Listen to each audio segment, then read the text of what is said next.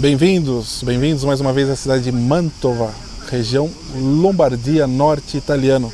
Pessoal, já curta o vídeo, já prepare o seu comentário, é muito importante aqui essa relação que vocês têm com o canal, porque isso ajuda no engajamento do vídeo. Mostra ao YouTube que nós somos um canal de grande relevância, um canal muito importante, um canal que vai ditar as regras para vocês aqui. Lógico que não, como sempre eu digo.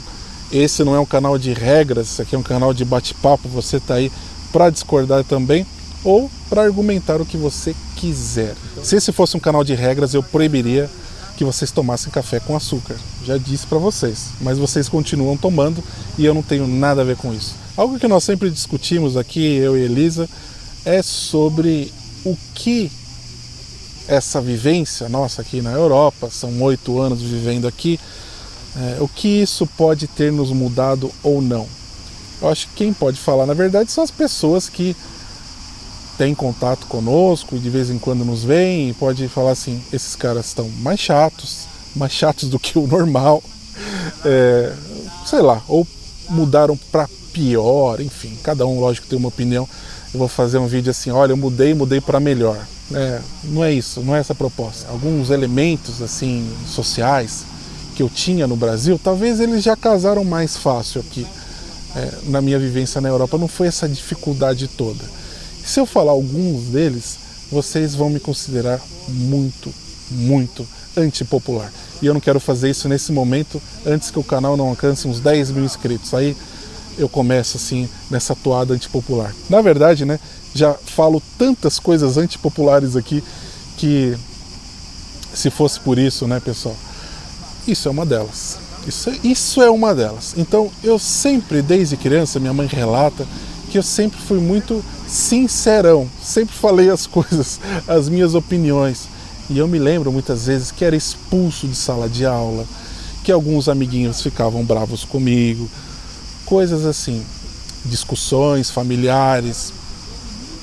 Muitas coisas aconteceram. Vou falar uma delas, não discussão familiar. Algo que teve uma vez, eu sempre observava na faculdade e assistia as bancas, né, de TCC, e aí sempre alguém da banca falava assim para os alunos, olha, o seu trabalho, sei lá, seu trabalho está muito bom, seguiu por uma boa linha, tem alguns pontos que eu acho que precisavam melhorar, mas sabe, tudo somado tá bom. E eu via muitas vezes que esses professores não especificavam quais são os erros. E eu sempre falei, quando o professor falar isso para mim, eu vou falar o que exatamente. Então aconteceu isso aí, o professor elogiou o nosso trabalho, mas ele falou que tinha alguns errinhos ali que poderiam ser melhorados. E tá tudo certo. Era o último professor a falar ali na banca, eu peguei e fiz essa, né, interpelação, falei, o quê?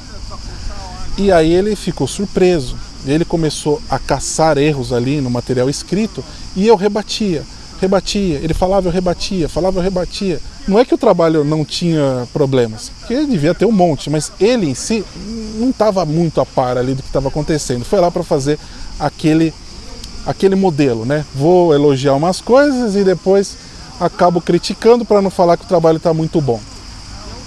E foi um embate muito grande, ele ficou nervoso, ele pegou o nosso trabalho escrito e jogou na mesa, bateu.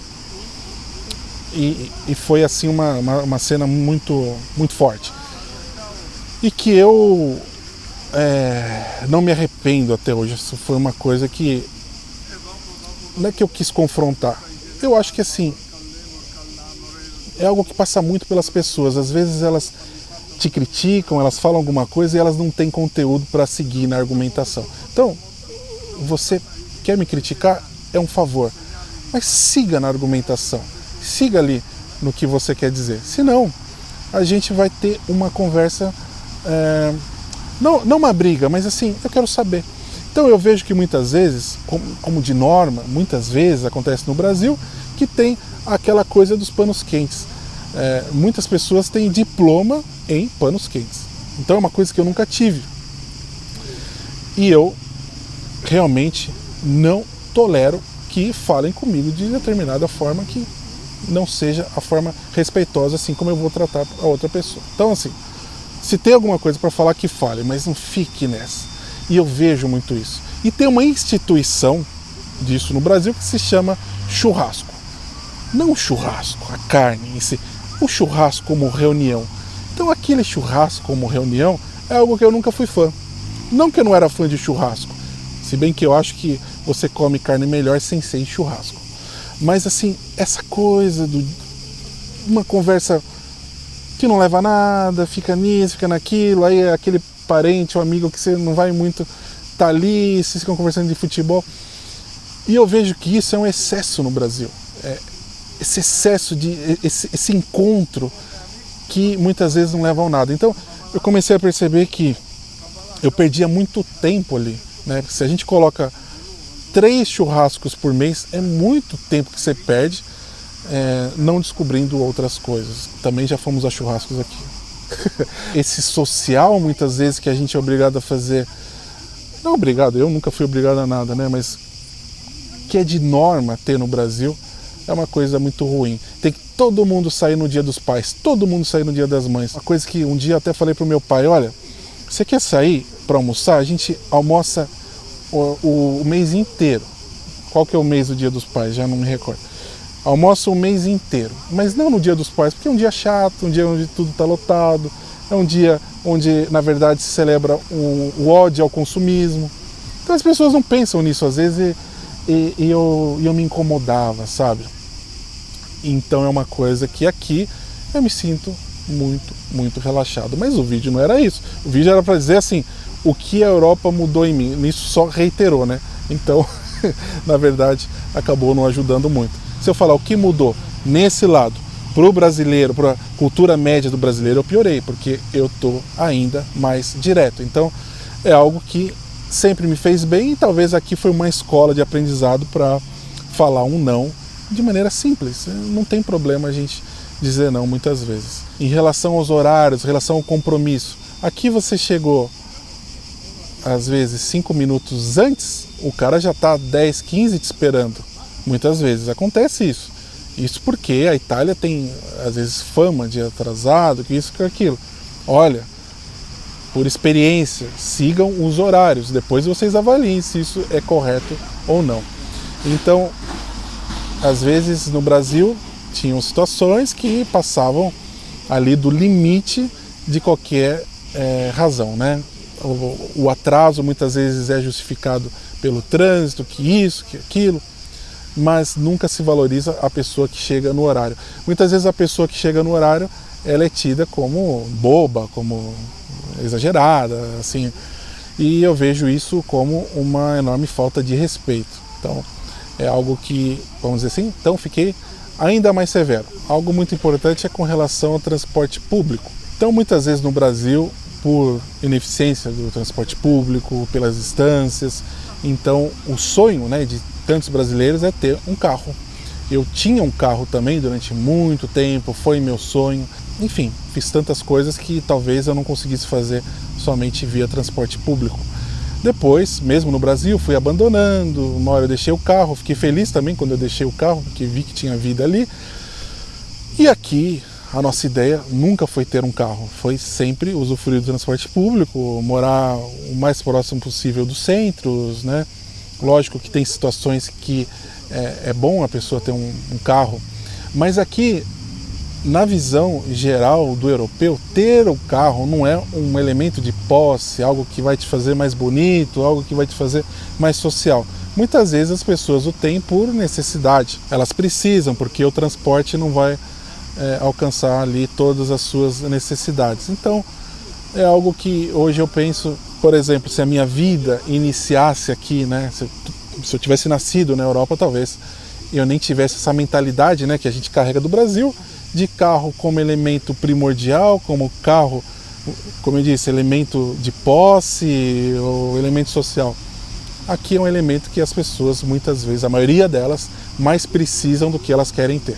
No campo da gastronomia, dos costumes envolvendo a comida de cada local e tal, eu acho que no Brasil se come muito bem, porque no Brasil tem muita diversidade, no Brasil tem uma confluência cultural enorme também, inclusive com os europeus, todo mundo sabe disso. Só que muitas vezes há um exagero. Chega ali na época de Natal, tem aquele exagero mesmo de ter uma comida que nem tem a ver com o verão brasileiro, então, né? É sempre emulando o hemisfério norte, aquela coisa e tal. Aqui isso é um pouco menos, né? Se a gente falar dessas datas. E nos pratos do dia a dia, é costume do italiano não fazer aquela mistura toda, né? Então ele tem aquela separação para você entender melhor os sabores, assim. Então eu acho que eu tive duas escolas muito grandes relacionadas à gastronomia, que é um tema que eu sempre gostei. Uma foi a escola argentina. Ali eu entendi como que se come uma carne, por exemplo, como que você saboreia a carne, não naquele, sabe, num rodízio, num churrasco exagerado. Ali eu aprendi bastante. E aqui na Itália eu aprendi demais também, onde você sente o sabor de cada ingrediente, é diferente, sabe, de você fazer aquela mistura toda. Então a harmonização é algo que conta. Isso vale para harmonização de qualquer coisa, a harmonização de um bom vinho, de um determinado prato, porque cada qual tem a sua hora, tem o seu momento. Então é algo que me agregou assim para entender mesmo a comida em si, né? E até essa questão de desperdício. No Brasil eu era mais informal com as pessoas que eu não conhecia. Aqui não, aqui com certeza eu sou bem mais formal ainda. Eu acho que eu não sou tão formal quanto eles, mas no meu grau de informalidade acho que alterou bastante. Mas eu não digo que isso a Europa me alterou, apenas eu me adaptei. Se eu for para o Brasil conversar com brasileiros, assim, automaticamente, quando vem alguns brasileiros conversam com a gente, assim, em um segundo eu já volto à minha informalidade. Que aí é outro tema, né? Tem um lado bom e um lado ruim da informalidade, né? Mas aqui realmente eles tendem a ser bem mais formais e é melhor que você siga esse caminho, principalmente se você não conhece a pessoa. Em relação ao consumo, é algo que eu acho que no Brasil eu era mais consumista. Às vezes eu comprava sem fazer tanta avaliação. Aqui eu avalio bastante, né, o que eu consumo, se eu preciso, porque às vezes no Brasil a gente tinha a tendência até de montar um bunker em casa. Você vai passar muito tempo ali em casa, você vai fazer um espaço onde você precisa de um pouco de tudo, assim, por questões de segurança, mas de hábitos. E aqui a gente tem o mínimo possível, e é muito bom ter o mínimo possível. Nós compramos o que precisamos. E aí, se a gente tiver que comprar um negócio muito bom, a gente compra, mas vai ser para aquilo, não vai ser algo à toa. Como nós escolhemos aqui viver sem carro, então a gente, como eu disse, vive sempre no centro histórico, próximo dele, ou em um bairro que tenha bastante coisas, nós vamos muitas vezes no mercado, 2, 3 vezes por semana, assim como os europeus o fazem. Mas não é só questão de carro também. Tem a questão que os produtos são muito frescos. Há os produtos industrializados, lógico, que são bons, mas aqui você acaba consumindo mais produtos frescos porque eles são de alta qualidade. E aí convém você comprar ali produtos da estação e tal. Então você acaba indo mais vezes ao mercado, então é um costume que eu tenho e que no Brasil eu ia o mínimo possível, já comprava tudo de uma vez. Mas eu quero saber de vocês, se vocês também já tiveram essa experiência de uma mudança de hábitos, de pensamento a partir de uma experiência em outro país, se foi para algo mais antissocial como o meu, né? Ou se foi para algo que realmente acrescentou vocês, como eu disse também, que aconteceu comigo. Na verdade, eu vou lembrando outras coisas, mas aí já é tema para outro vídeo, tá bom, pessoal? Nos vemos aí no próximo episódio. Tchau, tchau!